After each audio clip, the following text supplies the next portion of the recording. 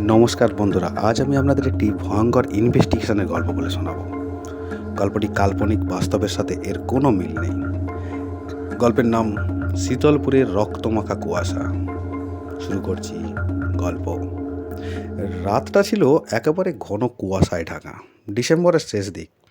শীতলপুরের গ্রামটা যেন হিমশীতল বাতাসে জমে গিয়েছে। গ্রামের মানুষজন সূর্য ডোবার পর থেকে কেউই বাইরে বেরোয় না, কারণ 4 মাস ধরে প্রতি পূর্ণিমার রাতে কেউ না কেউ নিখোঁজ হচ্ছে।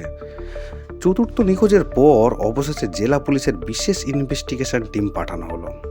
দলের নেতৃত্বে ছিলেন ইন্সপেক্টর অরিজিৎ মুখার্জি, একজন বুদ্ধিমান, শান্ত কিন্তু অদ্ভুতভাবে অন্তর্মুখী অফিসার। তার সহকারী সঞ্জয় পাল, তরুণ কিন্তু ভয়ঙ্কর কৌতূহলী। অরিজিৎরা পৌঁছলেন শীতলপুর থানায় বিকেল 4টের সময়। থানার ভেতর থেকে একটা অদ্ভুত গন্ধ, জ্বলন্ত ধূপ, পচা কাঠ আর ভিজে মাটির মিশ্রণ। থানার ইনচার্জ বললেন, স্যার, গ্রামটা অভিশপ্ত বলে সবাই বিশ্বাস করে। পুরনো কালী মন্দিরের ধারে কুয়াশার নামলেই কেউ না কেউ হারিয়ে যায়। সকালে পাওয়া যায় শুধু একজোড়া রক্তমাখা পায়ের ছাপ, তারপর হঠাৎ অদৃশ্য হয়ে যায়। অরিজিৎ মুচকি হেসে বললেন, অভিশাপ নয় সঞ্জয়, এখানে মানুষ কাজ করছে। প্রতিটা অদৃশ্যতার পেছনে যুক্তি আছে। চলো রাতেই ঘটনাস্থলে যাব। রাত তখন প্রায় 8টা।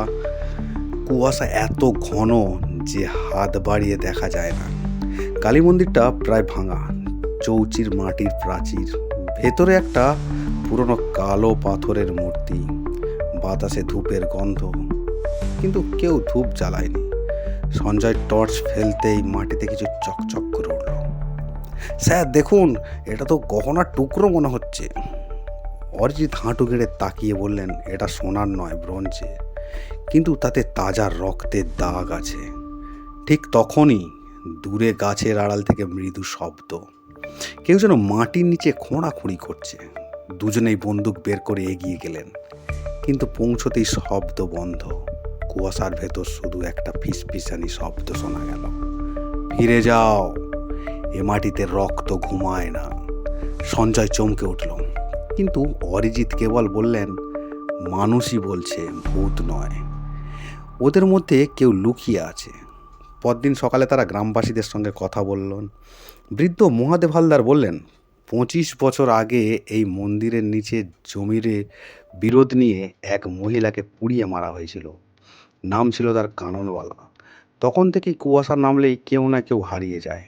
অরিজিৎ জিজ্ঞেস করলেন, তখনকার কেস রেকর্ড আছে? নাই স্যার, থানার পুরনো ফাইল আগুনে পুড়ে গেছে। সঞ্জয় চুপি চুপি বলল, স্যার, যদি ওই কাহিনী ব্যবহার করে নিজের অপরাধ ঢাকছে। অরিজিৎ মৃদু হেসে উত্তর দিলেন, সেটাই প্রমাণ করার দরকার। তৃতীয় রাত। অরিজিৎ মন্দিরের চারিপাশে ক্যামেরা লাগিয়ে দেন।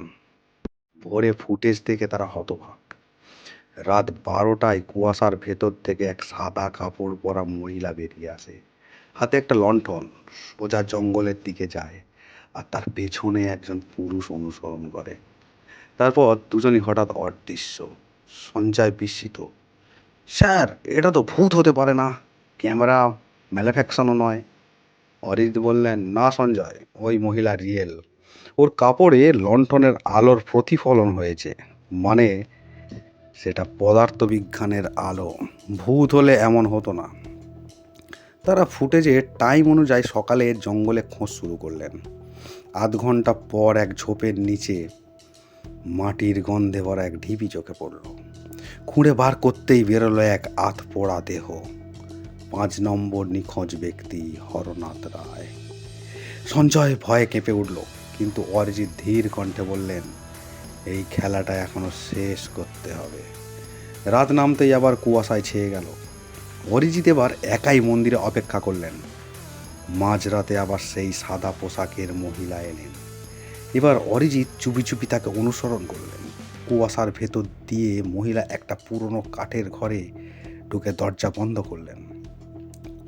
অরিজিৎ দরজাটা ভেঙে ঢুকতেই দেখলেন ঘরে মাটির ওপর সারি সারি মোমবাতি, দেয়ালে কাননওয়ালার ছবির সামনে রাখা গহনা, আর তার মাঝখানে বসে এক নারী, গ্রাম প্রধান রমলা দেবী। রমলা ঘুরে তাকালেন, চোখ দুটো লাল, কণ্ঠে ক্রোধ। ওরা সবাই কাননবালাকে জ্বালিয়ে মেরেছিল। আমি প্রতিশোধ নিচ্ছি, ওদের রক্ত দিয়েই আমি আত্মাকে শান্ত করছি। অরিজিৎ বন্দুক তুললেন। তুমি যে মানুষ মারছো সেটা ন্যায় নয়, এটা খুন। রমলা হঠাৎ হাসতে লাগলো। ন্যায় আর অন্যায়ের ফারাক তোমাদের কাগজে, কিন্তু কাননবালার চিৎকার এখনো এই মাটিতে বাজে। তারপর সে এক বোতল কেরোসিন ছুঁড়ে নিজের গায়ে ঢেলে দিল। আগুন ধরিয়ে দিল মুহূর্তেই। ঘরটা জ্বলন্ত লেলিহান শিকায় ভরে উঠল। অরিজিৎ তাকে টানতে গিয়েও পারেননি। রমলার দেহ ভস্ম হয়ে গেল চোখের সামনে। পরদিন সকাল। আগুনে পুড়ে যাওয়া ঘরের ধ্বংসাবশেষের মধ্যে সঞ্জয় একটা অদ্ভুত জিনিস পেল। একটা পুরনো ডায়েরি। তাতে লেখা, আমি কাননবালা। রমলার ঠাকুরদা আমার জমির জন্য পুড়িয়ে মেরেছিল। আমি তার বংশকে ক্ষমা করব না। অরিজিৎ দীর্ঘশ্বাস ফেললেন। দেখেছো সঞ্জয়, প্রতিশোধের আগুন কখনো নেবে না। এই কেসে ভূত ছিল না, কিন্তু মানুষের ভেতরের দানবই সব কিছু শেষ করে দিল।